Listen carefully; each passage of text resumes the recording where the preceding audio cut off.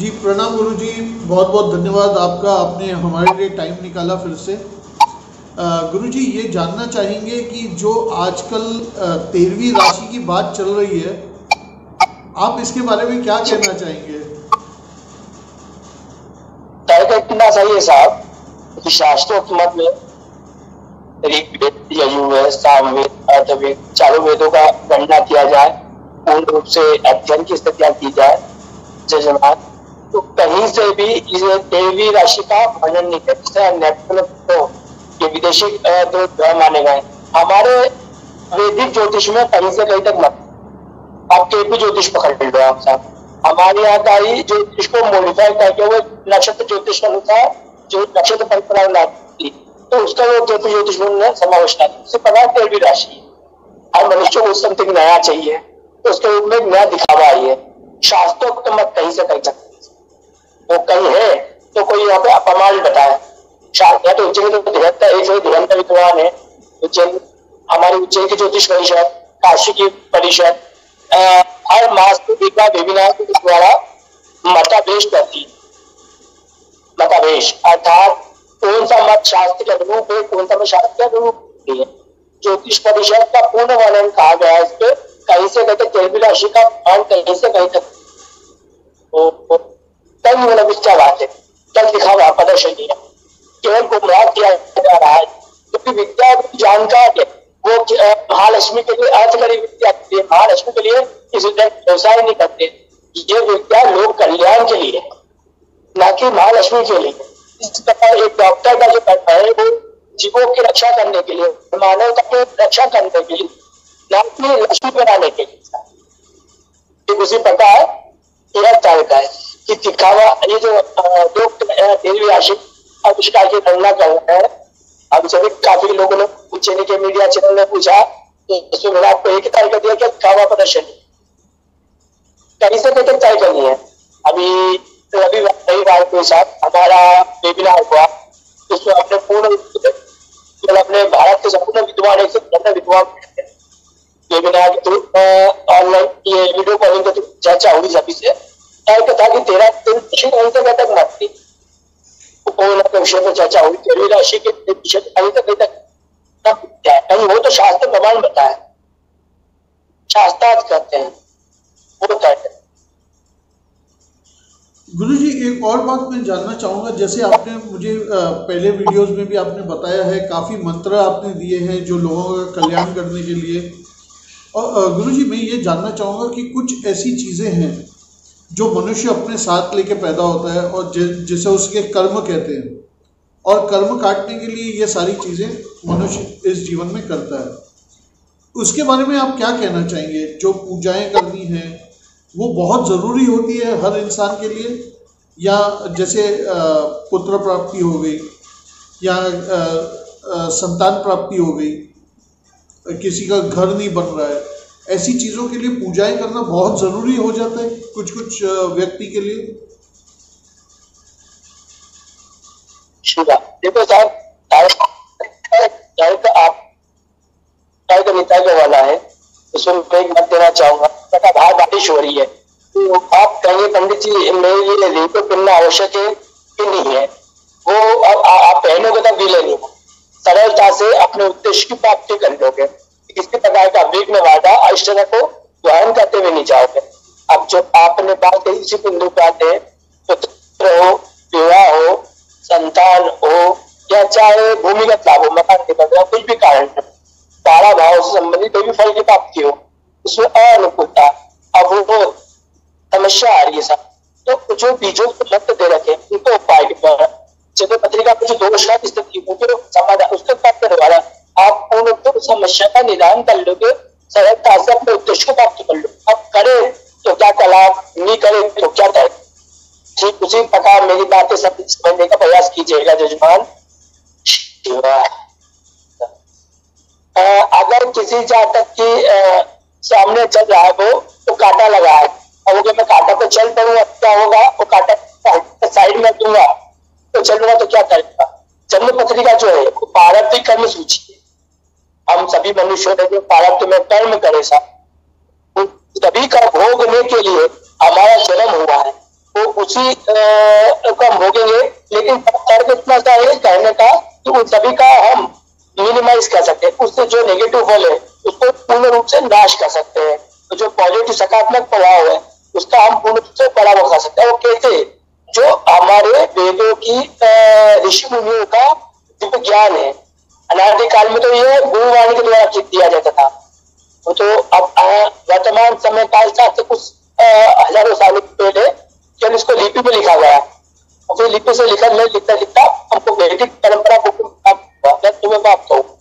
लेकिन अनादि काल में तो गुरु मुखी के द्वारा दिया जाता था, पहला मत। दूसरा मत के अनुसार ये आवश्यक इसलिए है साहब कि आपको समस्या का समाधान कर देगा, आपको किसी प्रकार की समस्या परेशानी की स्थिति में नहीं कर देगा। दूसरा मत। तीसरा मत की स्थिति हर पक्ष की स्थिति अपने अनुकूल कर देगा। आपको चिंता करने की चीज आपके होने का लायक नहीं भी है तो भी आपको अनुकूल प्राप्त करवा देगा। वो कैसे? ठीक उसी प्रकार इस तरह वो बच्चा शिक्षा ग्रहण करता है, अन्यथा वो पढ़ नहीं पाता, योग्य नहीं हो पाता है जीवन काल में, तो उसके बाद भी उसके उपरांत भी वो माता पिता उसे सक्षम होते हैं तो अपने बच्चे के लिए सवस को करते हैं। तो माता पिता बच्चे को योग्य नहीं होते हुए बच्चे को सेटल कर देते हैं, धन से, परिवार से, कुटुंब से, संपत्ति से, यश से, सब। लेकिन माता पिता की जान बच्चे में रहती है, पुत्र पुत्री में रहती है। ठीक उसी प्रकार यहाँ पे इष्ट साधना अपने आराध्य के आशीर्वाद के प्रताप के द्वारा सब स्थिति प्राप्त होगी। दूसरा मत। तीसरा मत की स्थिति जो दोष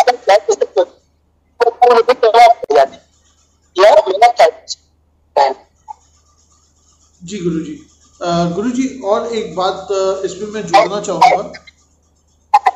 जैसे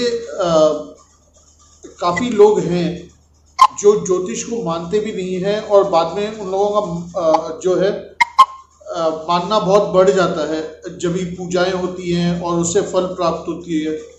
तो जो मनुष्य को आपसे ज्योतिष सीखनी है, आप ज्योतिष में कौन कौन से प्रकार की ज्योतिष या न्यूमरोलॉजी, पामिस्ट्री, आप क्या क्या सिखाते हैं ज्योतिष में? आपके प्रारंभिक प्रश्न के सामने उत्तर देने की भूमिका रखूंगा। पहली बात आपने कहा कि ज्योतिष कुछ लोग मानते हैं, ज्योतिष मानने की, ज्योतिष जानने की वस्तु।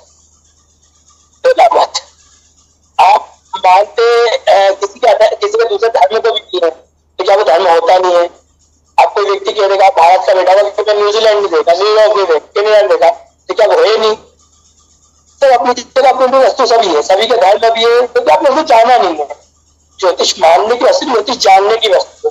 जिस समय ज्योतिष को आपने जान लिया, आप ज्योतिष के उस वेद विद्या के दिव्य विकास शिव विद्या के दिव्य रस के द्वारा लोक कल्याण, सर्व कल्याण, कुटुंब कल्याण की परंपरा विद्या में निवारण कर अनंत लाभ लेते हैं।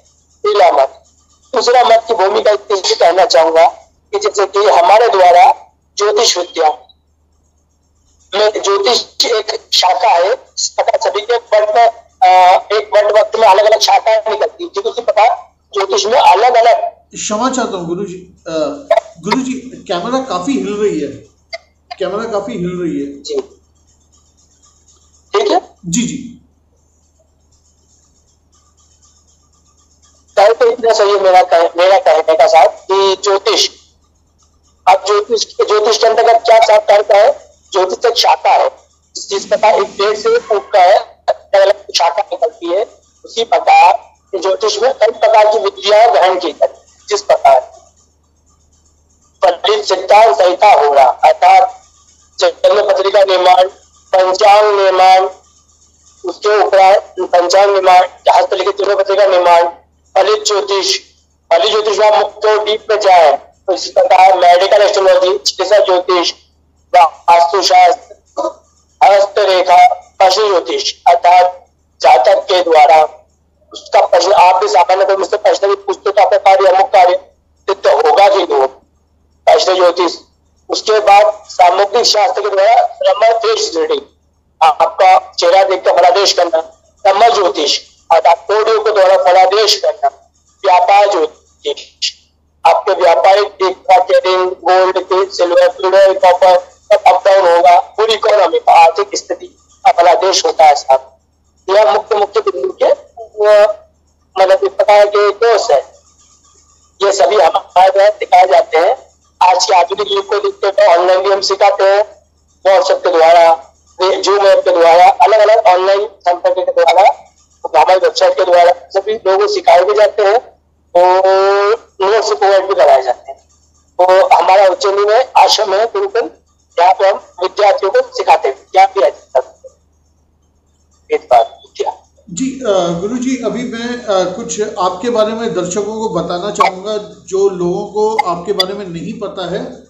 आप श्री पंडित ऋषभ नारायण भट्ट जी हैं और श्री ऋषभ नारायण भट्ट जी प्रमुख उज्जैन से हैं और उज्जैनी से ही उनका पूरा कार्य चलता है। दूसरी चीज़ ये है कि जो वराहमिहिर को सबसे ऊंचा एस्ट्रोलॉजी में माना जाता है, उनके पिताजी का नाम भी आर्यभट्ट था। आप उसी परिवार से ताल्लुक़ रखते हैं। ये चीज़ मैं दर्शकों को खास बताना चाहूँगा। बहुत सारे दर्शक ऐसे हैं जो आज भी आपको नहीं पहचानते हैं और आपकी भूमिका एस्ट्रोलॉजी में कितनी महान है वो नहीं जानते। तो मैं दर्शकों को बताना चाहता हूँ कि आपकी जो है भूमिका एस्ट्रोलॉजी में काफ़ी ऊंची है। और जी गुरुजी, उज्जैनी में कुछ खास पूजाएं होती हैं। ऐसा है, संपूर्ण भारत के मध्य केंद्र अगर उसको देखा जाए, त्रिभुज रेखा अर्थात जो मध्य को संपूर्ण कटा मतलब एक बीच की त्रिभुज केंद्र, उसको महाकालेश्वर ज्योतिर्लिंग के ऊपर से रही। तो उज्जैन संपूर्ण जैसे 4 धाम, अगर किसी ने 4 धाम को ज्योति का उज्जैन महाकालेश्वर धाम के दर्शन करते तो उसके संपूर्ण तीर्थों के दर्शन हो जाते। पहला मतलब उज्जैन की इतनी भूमिका है वो पहला। तो यह मोक्ष में शिप्रा में अभ्यर्थ भी गिरा है, महाकालेश्वर विराजमान है। 3 काल है यहाँ, महाकाल, काल भैरव और आर्धकाल। महाकाल, काल भैरव और आर्धकाल। अब इसके अंतर्गत साहब मेरा ये चित्र भक्ति का वो सर्वप्रथम यहाँ पे काल सप्तऋषि पुलित कही जाती है, क्योंकि राहु का जो है काल सप्तऋषि घोषित होता है, तो उसके अंतर्गत जैसे उसी के अंतर्गत काल सप्तऋषि पूजन महाकालेश्वर व्रत में संपन्न कराई जाती है। दूसरी पूजन मंगल शांति की जाती है, मंगल भाव पूजन। महामंगल जातक जन्म पत्रिका में 1, 4, 7, 8, 12 में सांघिक होता है, विवाह में, भूमि में, भवन में, पुत्रादि में, राजनीति में, पॉलिटिक्स में, जॉब पक्ष में किसी भी प्रकार की समस्या होती है तो मंगल की शांति कराई जाती है। दूसरा मत, तीसरे मत की भूमिका किसी कहना चाहूंगा, नवग्रह शांति। यहाँ नवग्रह का प्रमुख मंदिर है साहब, तो उसमें नवग्रह की शांति कराई जाती है। यहाँ पे श्री राम जी पधारे हुए दशरथ जी का पितृकर्म करते हैं, पितृदोष की शांति कराई जाती है। संपूर्ण प्रकार के अंतोक्त अनुष्ठान मंत्रोक्त अनुष्ठान कराते हैं, मनोवांछित फल प्राप्त करवाते हैं। महामृत्युंजय मंत्र करवाने से अमोघ सिद्धि प्राप्त हो, जब तक मौत के मुंह से खींचना आता है। ये तंत्र की भूमि भी है, ये ओगरी भूमि भी है, सिद्ध भी है। किसी जाति को सिद्धि प्राप्त जो होती है तो शक्ति में सिद्धि का साधना का सिद्धि प्राप्त होती है। जो भी तांत्रिक होता है, यांत्रिक होता है, तांत्रिक करने वाला होता है, आर्थिक कर्म वाला होता है, अपने आराध्य की स्थिति प्राप्त नहीं पाता, उसके द्वारा जन्मा वो मुख्य होती है। और आप कुछ जी गुरुजी, आपके पास काफी लोग ऐसे आते होंगे जो आपसे ज्योतिष सीखना चाहते होंगे, तो आप पहले उनकी कुंडली का विश्लेषण करते हैं या कैसी पद्धति कैसी है? सर्वप्रथम उनकी जन्म पत्रिका हस्तरेखा के अनुसार देखा जाता है कि उनकी पत्रिका में जो बनने के योग है कि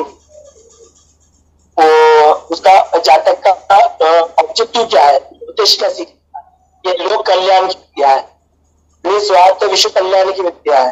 तो उस विद्या उसका जातक का पहले हस्तरेखा जन्म पत्रिका दिखता है, उसके बाद हम उसको यह विद्या ग्रहण करना चाहिए, उसकी ग्रहण करना।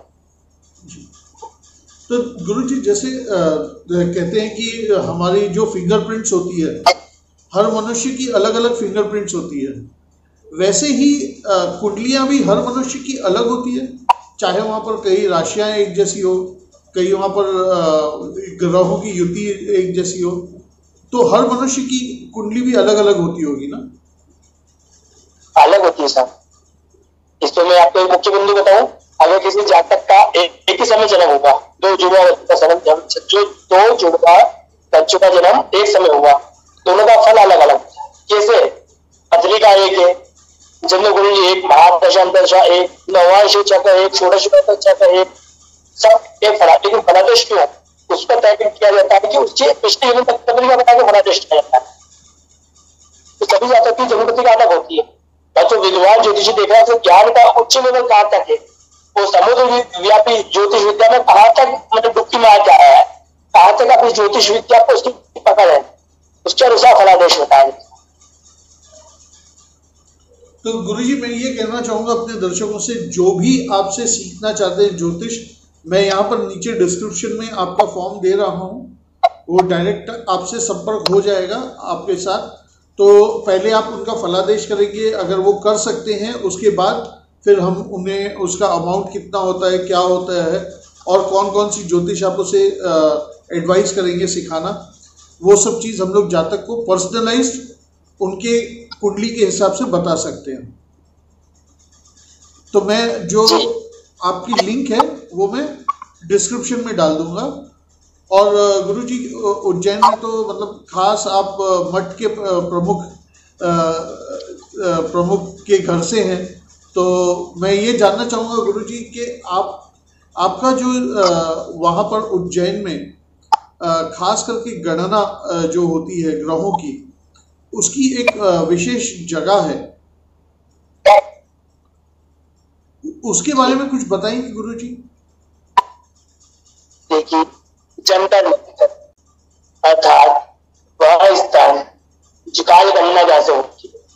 आपने अलग अलग स्थान के अलग अलग पंचांगों का दर्शन करा, काशी के पंचांग, बनारस के पंचांग, विष्णु पंचांग, पुनिका का पंचांग, ये पंचांग गणना कर रहे हैं तो पूर्व के मान के अनुसार।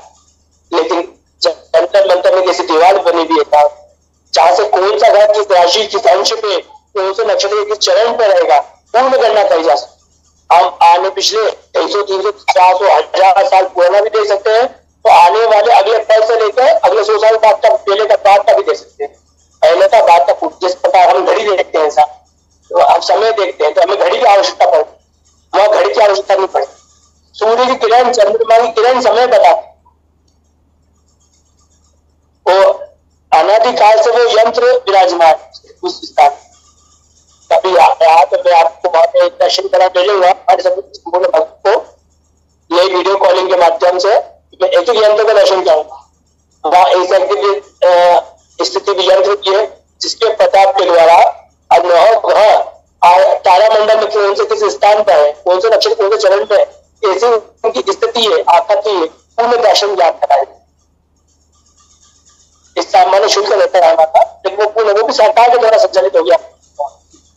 हमारे तो पुरोहित तो हमारे सब है जी। गुरुजी मैं ये जानना चाहूँगा, जो हमारी खास करके नक्षत्र गणना है, उसमें जो टाइमिंग्स का हमें मिलता है फायदा, या नक्षत्रों से ग्रह की पहचान की जाती है? दोनों तरफ का में नक्षत्रों से ग्रहों की पहचान होती है, ग्रहों के बल की पहचान होती है।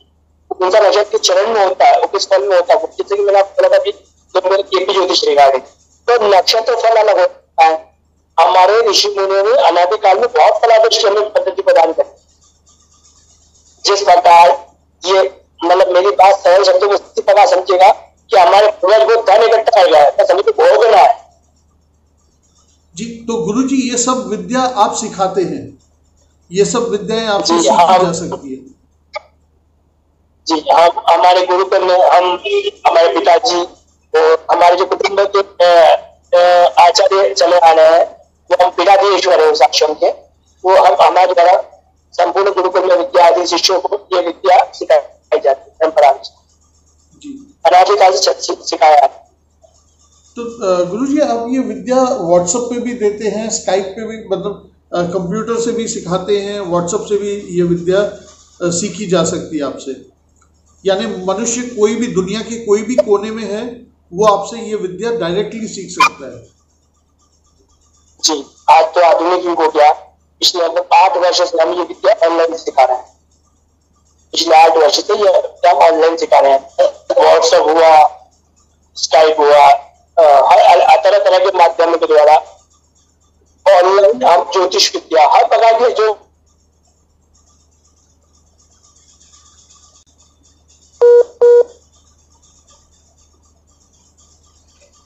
संपूर्ण प्रकार की हरित ज्योतिष हुआ, हस्त रेखा हुआ, मेडिकल एस्ट्रोलॉजी हुआ, चिकित्सा ज्योतिष हुआ, वास्तु शास्त्र हुआ, संपूर्ण प्रकार की पद्धति हम सिखाते हैं जातकों को ऑनलाइन। आधुनिक स्थिति को देखते हुए करा गया है, सरल बनाना चीज को, वो मुख्य उद्देश्य है। जी। तो गुरुजी जैसे मुझे आपने बताया था कि इस दुनिया में अभी तो जो सब लोग हैं मोबाइल के इसमें ही चले गए हैं और हस्तलिखित जो ज्योतिष है, जो जन्म पत्रें हैं, वो गुम होते जा रही हैं। गुरुजी आप आप ये विद्या भी सिखाते हैं, आपसे सीखने वाले ये विद्या भी सीख सकते हैं, खुद अपने हाथों से कुंडलियां बना सकते हैं। मेरा तर्क यही है जजमान शिवा कि अलग अलग पद्धति के अनुसार हम जातकों को सिखाते हैं। तो अपने मतानुसार हमारे दादाजी स्वामी श्री रामकृष्ण जी भट्ट मतलब भारतवर्ष में प्रखंड भागवताचार्य थे। एकादश ज्योतिष विद्या में अनेकों शास्त्र लिखे होंगे, अनेकों शास्त्र लिखे। उनकी पीढ़ी दर पीढ़ी परंपरा में आज हमने हमारे से विद्या ग्रहण करी थी जब मैं बाल्यावस्था में थे 6 वर्ष के। उसके उपरांत हमने अनाधिक हजारों जजमानों लाखों जजमानों का समाधान किया और साथ में यह ज्योतिष विद्या का जीवित रह सके इसके मुख्य उद्देश्य के लिए हम सिखाते हैं। अभी ये आधुनिक युग हो गया तो व्हाट्सएप पे, स्काइप पे, ऑनलाइन टेक्नोलॉजी के माध्यम से हम भक्तों को सभी को सिखा रहे हैं और सभी भक्तगण हमसे पूर्ण रूप से सीख रहे हैं। गुरुजी ये एक और चीज मैं जानना चाहूंगा आपसे कि जो ज्योतिष विद्या है, जैसे आपने अभी कहा कि ये धीरे धीरे केपी की तरफ जा रही है, टैरोट की तरफ जा रही है और न्यूमरोलॉजी की तरफ जा रही है। तो पहले तो ये ज़माने में कभी न्यूमरोलॉजी, टैरोट जो पत्ते वाली है, काफ़ी लोग आते हैं, पत्ता दिखाते हैं और वो भविष्य बता देते हैं। काफ़ी लोग हैं जो बोलते हैं कि आपकी आवाज़ थोड़ी सी जी आपकी आवाज़ थोड़ी सी जी गुरुजी, जैसे काफ़ी लोग हैं जो टैरोट आजकल जो पत्ते दिखा के ये कहते हैं कि हम आपका भविष्य बता सकते हैं, और काफ़ी लोग हैं जो अंक ज्योतिष, जो न्यूमरोलॉजी के माध्यम से बताते हैं। इसमें जो है प्राचीन ज्योतिष की क्या भूमिका है? क्या हम लोग ये सब चीज़ों के बारे में ये सब चीज़ों को मानते भी हैं? मेरा तर्क इतना सा इस पे कि अगर जहाँ तक पूर्ण रूप से विवेचना करी जाए, पूर्ण रूप से अनुकूल स्थितियां करी जाए, तो एक पद्धति को देखो कोई भी कार्य करना हो तो युक्ति से किया जाता है और वो युक्ति केवल गुरु ही बता सकता है। तो एक सरल भाव से, सरलता के द्वारा हम पूर्ण रूप से ज्योतिष विद्या, हस्तरेखा, मेडिकल एस्ट्रोलॉजी, वास्तुशास्त्र, ब्रह्मण ज्योतिष, जिसमें कोडियों के द्वारा फलादेश किया जाता है, सामुद्रिक शास्त्र की ट्रेडिंग, तो ये पूर्ण रूप से स्थित हम सरलता से भक्तों को सिखाते हैं। जो शिष्य हम सीखना चाहते हैं वो व्हाट्सएप के माध्यम से, स्काइप के माध्यम से, वीडियो कॉलिंग के माध्यम से विस्तार से सिखाते हैं। उनको पूर्ण से ट्रेन की स्थिति करते हैं कि विद्या पूर्ण से जीवित रहे। गुरुजी, मैं ये जानना चाहूँगा कि जैसे आपने बताया कि दुनिया में बैठे अभी कोई भी कंट्री से, कोई भी जगह से आपसे ये चीज़ सीख सकता है, तो आप इसके लिए कुछ जो है मतलब खास व्हाट्सएप और कॉलिंग का ही इस्तेमाल करते हैं? बाकी अगर आप किसी को आपके पास खास आने की जरूरत तो नहीं पड़ेगी? अगर कोई जातक हमारे पास नहीं आ सकता किसी कारणवश, तो भी उसके द्वारा उसकी पत्रिका में देखना है हमें, उसके भाग्य में कहाँ तक है, ये विद्या में कहाँ तक पारंगत हो जाएगा। जिस प्रकार एक गुरु शिष्य की परख करता है कि यह गुरु मेरे जितना मुझ में ज्ञान है उतना मैं इसको दे रहा हूँ, मतलब अपना आईना इसको बना रहा हूँ, अपना आईना का रूप इसका निर्माण कर रहा हूँ। तो ये जातक, ये भक्त, ये मेरा शिष्य कहाँ तक इस विद्या को कैचिंग कर पाएगा, कहाँ तक इस दिव्य विद्या, एकादश विद्या को, पारस पत्र रूपी विद्या को कहाँ तक ग्रहण कर पाएगा, उसकी एक प्रकार से परीक्षा करके उसका एक अनुमान लगाकर हम शिष्य को यह विद्या प्राप्त करवाते हैं ऑनलाइन माध्यम से। वो जो भी भक्त प्राप्त करना चाहते हैं वो संपर्क कर सकते हैं। हम उनको ये व्हाट्सएप के द्वारा, स्वाइप के द्वारा, एक विशेष पद्धति के द्वारा चर्चा कर सके, इंडिविजुअली शास्त्रों से, इंडिविजुअली जातक भक्तों से, शिष्यों से हम विस्तार से समझाएंगे। जी गुरु जी। और गुरु जी, जैसे आपने मुझे बताया कि काफ़ी पीढ़ी दर पीढ़ी से काफ़ी आपने ये ज्योतिष की जो विद्या है आपके घर से चलती आ रही है। तो गुरु जी, आपकी जो आज की भूमिका है और जो आपने देखा होगा कि आपके पिताजी और दादाजी की जो भूमिका थी, आज उसमें कुछ आपको फर्क लगता है? कुछ सालों में मतलब बदलाव आया है वो चीज के लिए? इस पर इतना सही देने में चाहूंगा साहब कि यह एकादशी विद्या के रूप में कहा गई है। तो इसके अंतर्गत भूत वर्तमान भविष्य की स्थिति भी वर्तमान भक्तों को बताई जाती है, शिष्यों को पूर्ण ज्ञान दिया जाता है। इसमें बहुत दिव्य विद्या सुदर्शन चक्र ज्योतिष, जैसा कि मैंने आपको पूर्ण पहली वीडियो में भी समावित करा गया होगा, 1 घंटे तक का फलादेश किया जाता है। अब जैसे महादशा, अंतरदशा, पतनदशा, सूक्ष्म दशा, वो पाण दशा, सूक्ष्म पाण दशा के द्वारा घटी पर तक का फलादेश होता है। किस घटी में, किस पल में क्या स्थितियां होंगी,